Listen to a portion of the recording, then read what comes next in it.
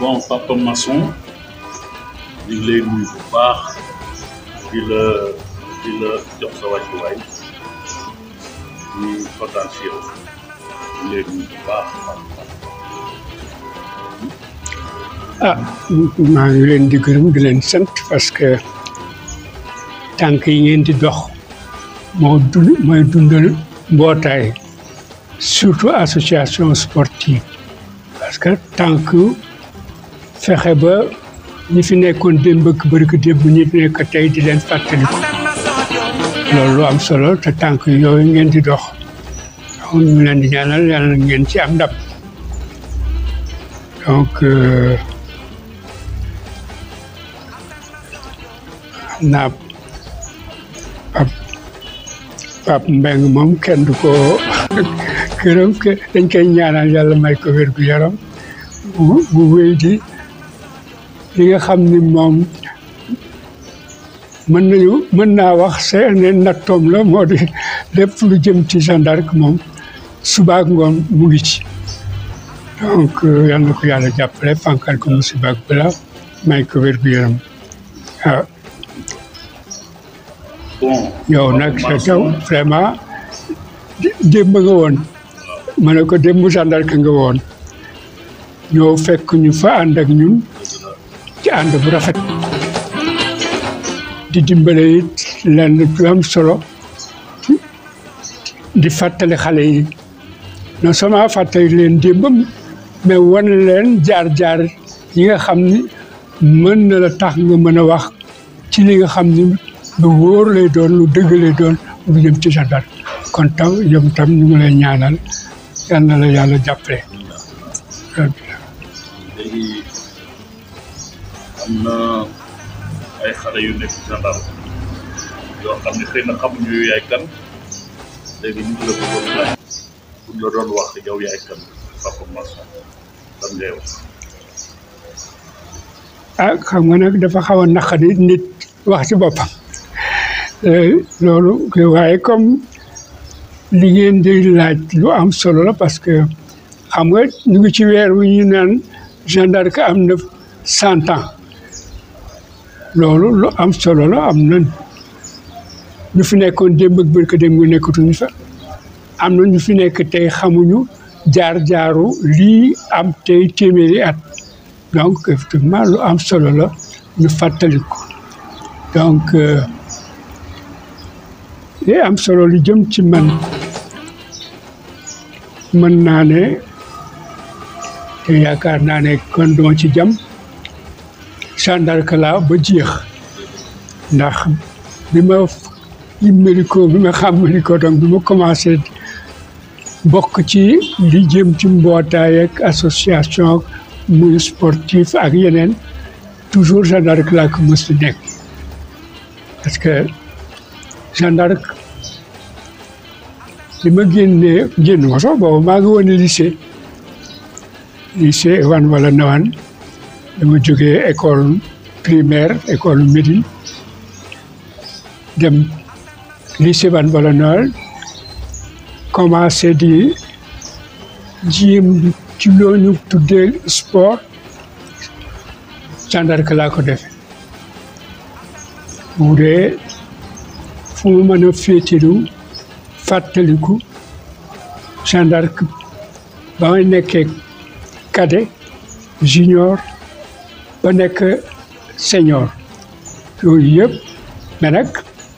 xam nga tey li gën a siiw ci àddina si mooy football mais yàlla def nekk ma woon section de football basket laa nekkoon ak ñoom Laari Diouf ak ñoom Maroc ñooñu sax xëy Laari moom nit ñi ba léegi dinañ koy fàttaliku xam naa Maroc suñu xarit la àndandoo la woon ñoo màggandoo woon mooy marocain yi nekkoon fii ci famille yooyu la bokkoon mais moom tam daf daan basket ak ñun bañ ci tolloo bi ma génnee ci mais pour rester rek ci basket ak sport cursus yi ma def yëpp ci Jeanne d'Arc laa ko def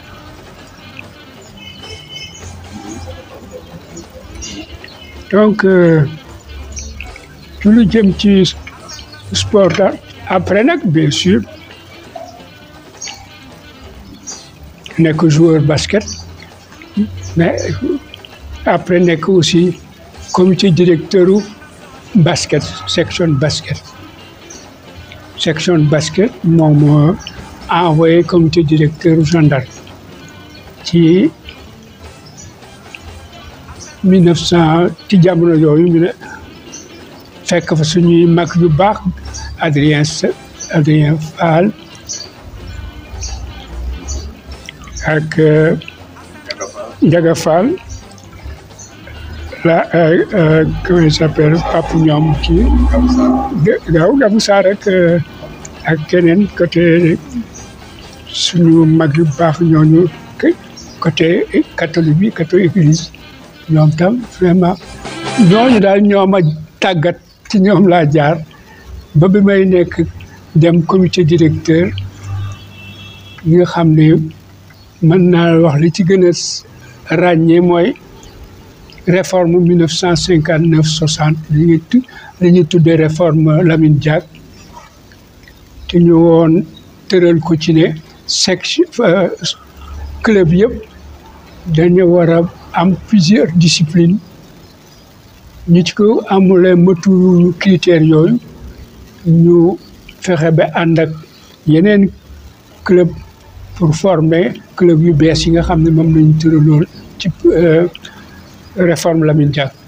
may fàttali toujours ne réforme Lamine Diack ay Oumar Maron Medoune Diène Maturin Diop Wagan Diouf ñoom ñoo créé woon Espoir de Médina xalaat ci ne jamono ji 58-59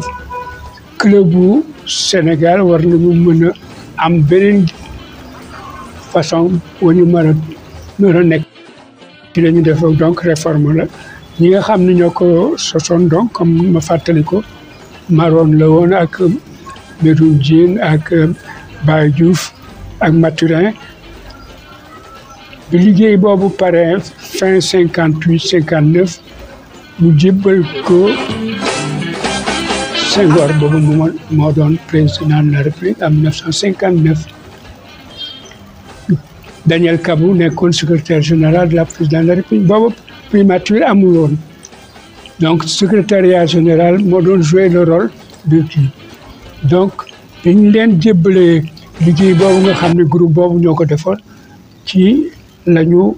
ko ànd ak ci nag ak Lamine Diack ñu jébbal liggéey boobu Senghor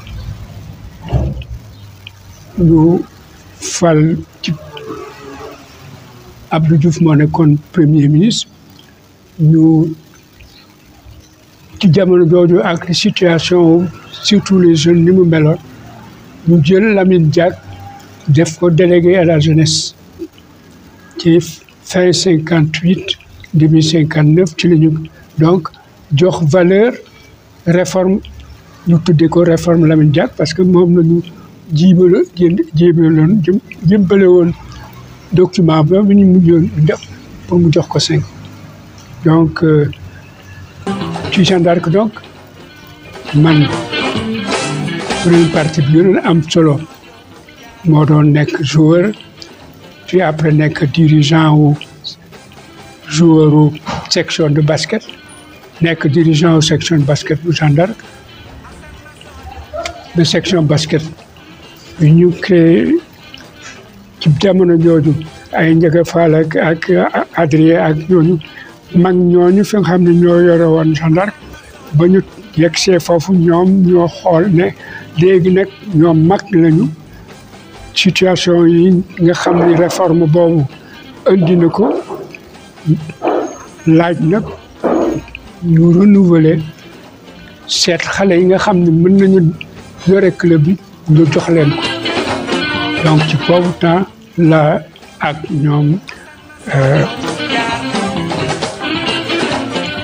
ñi nga xam ne ñoo bokkoon jamono ci la ñu jël ñu def ñu membre du comité directeur ci wetu ñoom Ndiaga Fall Gabriel Fall ak ñooñu ñëpp mag ñooñu nañu léegi seen jamono la jël leen club bi ngeen dirige ko ñun ñu ànd ak yéen di leen jàppale noonu laa duggee donc comité directeur Jeanne d'Arc ci jamono yooyu après comme ni ko Pape Mbengue doon fàttali mag ñooñu ak bi ñu demee bi jamono ñoom ñoo ne ñoom ñoo ne ñi nga xam ni daal toll nañu foofu na ñun xale yi nañu jël club ci gàttal mën naa ne loolu mooy suma parcours ci di jëm ci côté joueur du ma woon comme ñeneen ñi amoon tour ci seen discipline boo doon jël ñoom suureeg ñooñu nga xam ne football ràññoon nañ leen ci xàmmee woon nañ ci boo doon jël basket aussi ñi nga xam ni ñoo ko ŋànkoon ci jamono ñooñu amoon aussi ñun donc ci la ñu jël club bi nekk membre comité directeur u Jeanne d'Arc ci jamono yooyu 59 donc à cette époque defe naa ne ci gàttal loolu laa ci mënoon a wax. mais ban discipline nga pratiqué. ah dégg sànq ne fàttali naa ne man basket la mës na def. après nga nekk section basket. section basket la mës a nekk. léegi est-ce que mën nga ñu wax yaa ngi fàttaliku jour bi nga ñëwee pour la première fois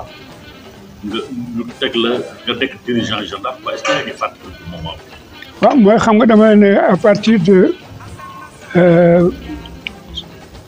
la mise en place réforme bi. réforme Lamine Diack ci waaw non maa ngi dellu ci li nga dégg naa bu baax li nga wax bi nga mag ñi ay Ndiaga Fall ak Gabriel Fall ak ñooñu bi ñu considéré ne léegi xale yi war nañu mën a jël club bi ñoom mag ñi ak situation réforme Lamine Diack boobu laaj nañu war a mën ci lañ ñu en comité directeur mag ñi nañu ñun xale yi donc xale yi aussi ci seen biir ñoo ma désigné ne naa nekk membre du comité directeur ci wetu mag ñi loolu fin 59 la fin 59. mais waaw loolu wax nga ko mais dama bëgg a xam lan nga ressentir la bëggoon quoi jour bi nga njëkk a nekkee bu woon yow tu étais joueur nga ñëw nekk un dirigeant est-ce que vous avez ressenti. non dégg naa bu baax mais dama bëgg a fàttali ne comme ni ma ko waxee cursus bi ma def yëpp cadet junior senior ba nekk membre comité directeur mais en tant que membre mais biñ ma nee nag bi nga xamee ne nee nañu ne xale yi jël club bi xale yi dajalee ba ne ma yow lañ bëgg nga diriger xam nga bien sûr xaw naa ci am jàqare parce que boo dégloo xamoon li doon gendarme ci jamono yooyu ni yow xale bu tuuti parce que bi may nekk loolu yëpp taxu ko woon ma nekk mag yëpp bien sûr xawoon naa cee am njàqare waaye comme ñi ma àndaloon ay dut jaag ak ay ñi nga xam ne ñoom doon sama waa Laari Diouf ak ñooñu ñëpp vraiment xam ne maag ñi ma àndal vraiment gëm nañ ne mën naa ko te dinañ ma jàppale ni ñu ànd ak man yowatuma ci wax tiit naa ci waaye tiituma ci it. Quand même, il devait y avoir quelque part une certaine fierté. Fierté, ce serait peut-être quelque chose boo xam ni bokkul ci suma parce que c'est glorifié c'est qui non li amoon solo mooy li ma wax ne li ma jublu ñu dénk ma ko xam naa lu mu doon parce que si ma jaar rek membre comité directeur ba yegg si foofu ñu ne léegi xale yi yéenay jël amoon naa ci quand même jaar donc tuutuma ci woon. vraiment mais nag njàqare boobu nga wax war na jur benn genre kii quoi motivation de réussir. waaw non kooku mooy li ma jublu sànq préoccupation la parce que ku xamoon gendarme ci jamono yooyu ak ñu tudd Gabou Sarr Gabriel Fall mag ñooñu nga xam ne ñoo yore woon gendarme ba gendarme toll fu mu toll te it gendarme nag ci jamono yooyu dafa amoon du ma ne noonu dafa amoon ay wujj parce que boobu temps booy wax sport ñaari club surtout ngay jiital foyer France Sénégal ak Jeanne d'Arc USG ñooñu nga xam ne aussi ñoo bokkoon jamono US Gorée ak yooyu it ñu ngi fi woon waaye ci li nga xam ni moo doon suñu la waroon nekk suñu njàqare moo di te nekkoon suñu wujj foyer France Sénégal la woon ak Jeanne d'Arc ñoo ak bien sûr seen àndandoo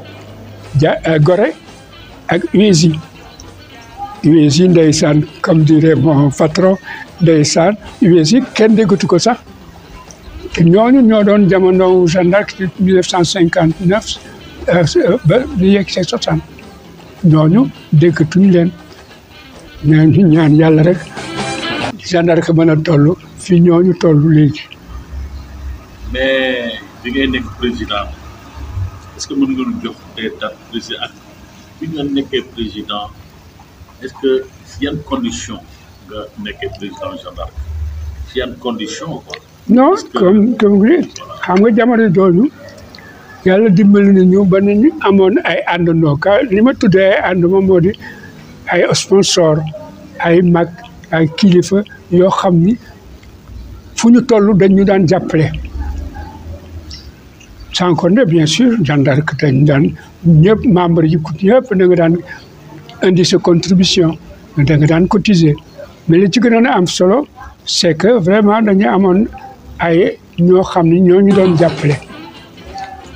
ay sponsor ak ay kii ñi nga xam ni fu ñu toll dañu daan jàppale di ñu indil seen contribution loolu moo téye woon Jeanne d'Arc ci jamono yooyu dañu daan def aussi ay activité ay manifestation ci yooyu yëpp lañu daan jëlee li nga xam ni moo téye woon Jeanne d'Arc ci jamono yooyu mais loolu nii ma baal mais jamono yi tey yi nga xam ni lépp lu ñuy def dañ naan na bu dee joueur bu dee autre chose dañ naan nañ leen jox nañ leen Jeanne d'Arc jox donc te buñ daan la wax na leen Jeanne d'Arc jox moo doon dirigeant yi surtout président ak ñi mu àndaloon ñoo daan wuti ñëw dugal ko ci club. léegi est-ce que yow ak Jeanne d'Arc d'abord il faut ñu xam aussi ban date la aussi parce que RS dafa doon dem defar 60 ba 65 est-ce que date boobu la nga nekk mooy sa magistère 1960 ba 1965 si nga nekk président. Non, je crois que bu ñu xoolee jamono xam nga nee naa la jusqu'en 60 nga xam ne dinañ mettre en place réforme am jàkk. léegi yow ban année nga après arrêté. Non, j'étais déjà membre du comité directeur parce que même tangu mag ñooñu dañ ñu boole woon ci fonctionnement club bi ay Ndiaga Fall ak kii mais direction club bi dëgg-dëgg moom laa la wax ne c'est à partir de 60 nga xam ni direction club bi ñun ñoo koy doon moo di xale yi jamono yooyu 60 61 62 ba 63 ñoo doon donc les dirigeants du club gendarme. Après ci la ñun tam ñu génn moo ne ñu génn ñu gendarme mais ñu génne responsabilité direction club bi. boo xoolee dossier yi ma la woon fii nga gis ne à partir de 63 64 ci la gendarme xalaat ne jamono jii mu mel ci war nañ soppal mi club bi ni mu tëddee ak ni mu war a fonctionner donc di nga gis fii ci dossier yi li nga xam ne donc jusqu'à 63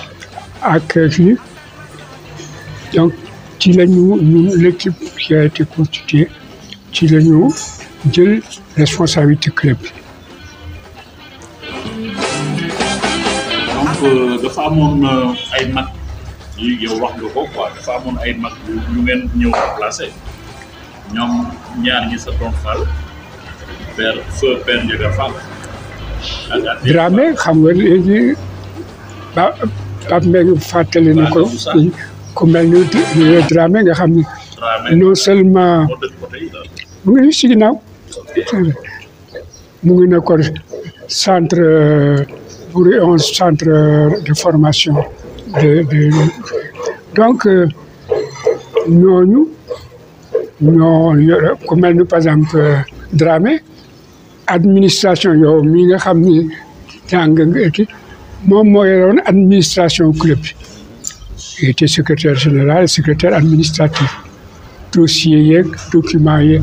yëpp ñu bari ku mel ni Omar Dramé mi mu tudd nii ci moom ci loxoom la ñu jaar pour am formation bi ñu am donc ñooñu ñoo ñi nga xam ni ñoo yore woon club bi au point de vue administration donc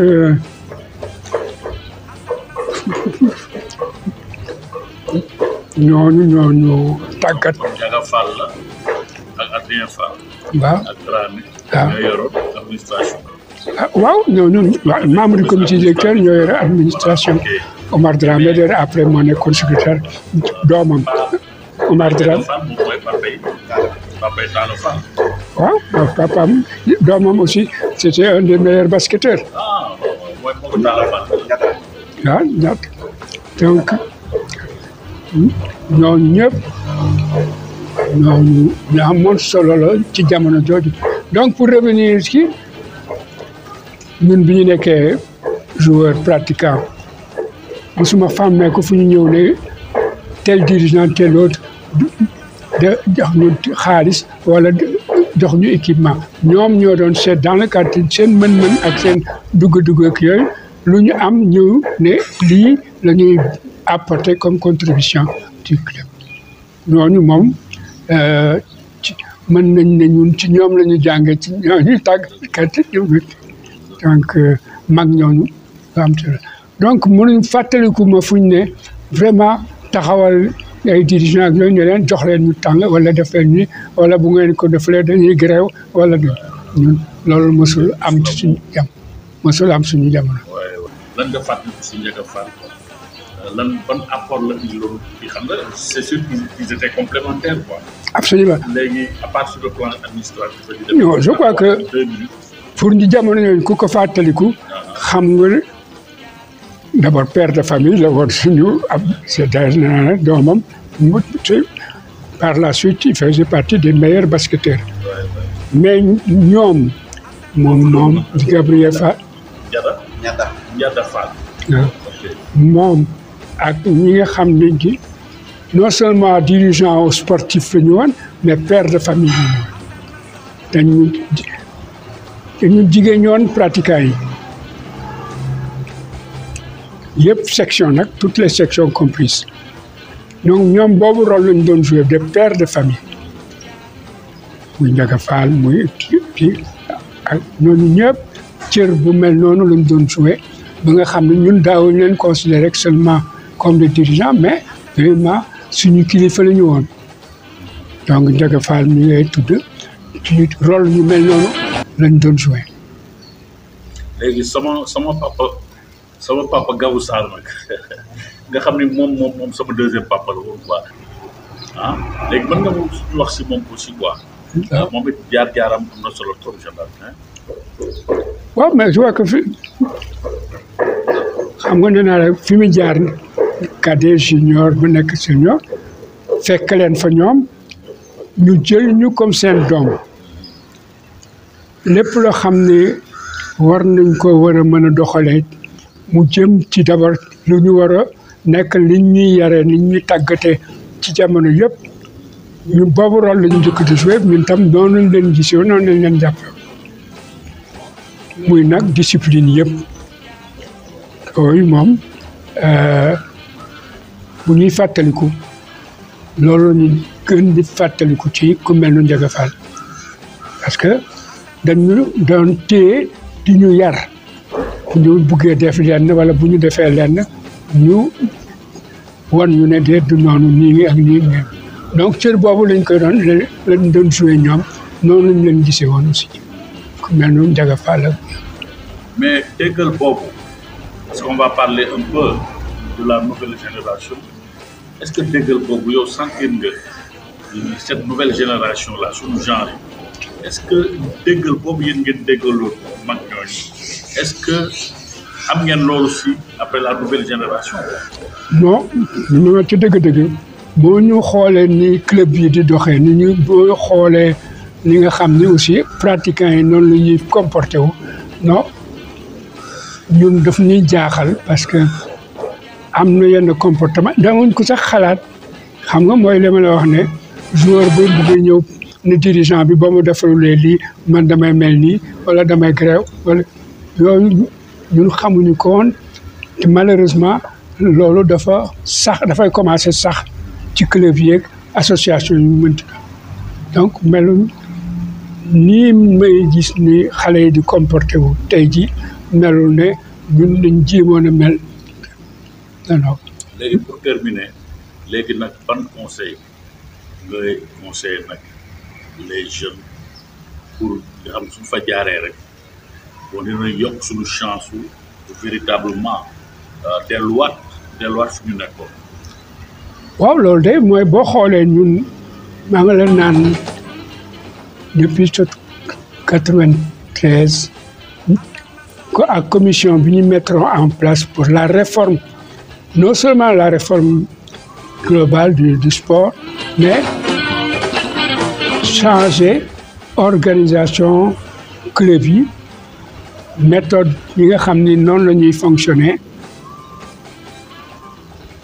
ñu yaakaar ne war nañu donc tëral yeneen façon de gouvernance comme on dit maintenant de gestion des clubs ak li nga xam ni lu suñu yaakaar ne club yi noonu la c'est bu ñu fàttali ne la dénomination par exemple de la Jeanne d'Arc c'est association sportive et culturelle l'aspect culturel boobu léegi ma ragal ne dafay commencer disparaître beneen aspect bi nga xam ni ñun dañ ko joxoon importance moo di formation yi nga xam ne moom la ñu bëggoon jox xale yi non seulement ils sont des sportifs mais ils sont aussi des hommes donc suñu idée moo di donc beneen aspect bi am importance pour nous c'est nous voulons former des hommes mais il faut aussi leur donner la capacité de se gérer c'est-à-dire formation professionnelle yooyu donc c'est pourquoi ci jamono yooyu non seulement il y avait la section sportive Jeanne d'Arc sportive et autres mais nous avons essayé de mettre en place section professionnelle nga xam ni joueurs yi non seulement joueur la ñuy doon mais dañu leen jox aussi formation boo xam ne dinañu am formation professionnelle ba bu ñu génnee wala en même temps que ñu nekk ci sport bi ñu mën a am aussi une formation professionnelle moo tax ñu créé woon l'idée d'avoir une section l'ASC professionnelle loolu mooy te yaakaar na ni ba léegi c'est toujours d'actualité parce que mënuñu day xale yi nit ñuy comporté wane na ko mënuñu yem ci rek l'aspect basketteur footballeur handballeur loolu il faut que à côté ñu am capacité. kon nag ñu ngi lay jaajëfal di la su fekkee ne amul leneen loo bëgg a yokk lu la soxal ah. loolu lañ ci mën a yokk rek mooy ñaan yàlla li nga xam ni mooy raison d'être du club au départ ñu jéem ko saxal dundal ko c'est la comment ça s'appelle la solidarité parce que c'est une association culturelle l'aspect culturel ça repose sur la solidarité il faut aussi ñu tàggat suñu membres yi non seulement sportifs acteurs sportifs mais également cultiver la solidarité ba nga xam ni dinañu nekk ñoo xam ni vraiment ils sont solidaires entre eux parce que solidarité aussi lu am solo la surtout bu fekkee c'est une association culturelle daal pour ñu suñu sago loolu la ñuy jéem a tàggat ñëpp tous les membres pour que l'aspect solidarité ñu cultiver ko. waaw kon nag ñu ngi lay ñaanal déjà di la sant d'abord li nga ñu jox sa temps malgré que bon tàng na lool nga bàyyi sa temps jël ñu en interview mais ñu ngi lay ñaanal aussi yàlla bàyyi la fi ci suñu kanam nga tete ñu di wan ñu yoon bi ànd ak ñun encore et encore ba ñun sax ñu màgget yàlla na ko yàlla def on a besoin des gens comme vous parce que vous l'avez déjà dit même en tant que joueur je jouais pas pour gagner de l'argent pour ñu may ma et je suis sûr que en tant que dirigeant aussi ce fut le même cas donc yàlla na la yàlla fay pour tout ce que vous avez fait pour la vieille dame ñun nag yow bokk nga suñu référence je vous l'ai dit je vous ai pas connu on s'est pas connu comme ñi ma xamante woon ak ku mel ni Pitambér ak yu demee noonu mais quand même j'ai eu benn sensation de bonté pieuse et une sensation de sagesse boo xam ne je suis sûr que je me trompe pas yal na yàlla lafal la ca lafal ñu teel ñu ñëpp mais Pape Mbengue yow il faut na nga wax si góor bi quoi Pape Mbengue il faut que nga joxe ton témoin 2 minutes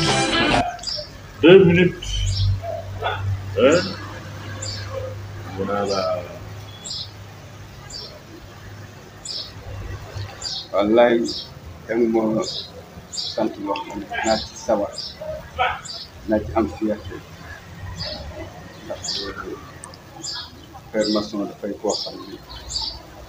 waxuma la sax yar bi mu am mais ndomboy tànk yi mu takk de l'administrateur civil te tamit tous les administrateurs yi nekk Sénégal ñu ci koy ci loo xam ne jaar ñu farlu tey ñoo fiy jégg ñu takk ay ndomboy tànk yu bëri ba retraite ci loo xam ne jaar c'est un formateur donc yàlla moo ko may ay ndomboy tànk nag ñu balewuloon dara ak wax ñu naan seen léegi bi di fondi moom conteneur dañ koy ñaanal rek fanu gudd ak ñàkk def lépp seen jibi à l'école bi def cycle secondaire am Vanvo dugg ci basket bi gendarme mini basket cadet et junior ba senior mu wane fa xarañte personnalité classe ñu daal di koy détaché indi ko ci comité de ñu ñëw représenter la section de basket fekk fa ses doyens ñoom Ndiaga Fall ak Ñeent Fall ñu toll sama kër ñoom Kàddu Bala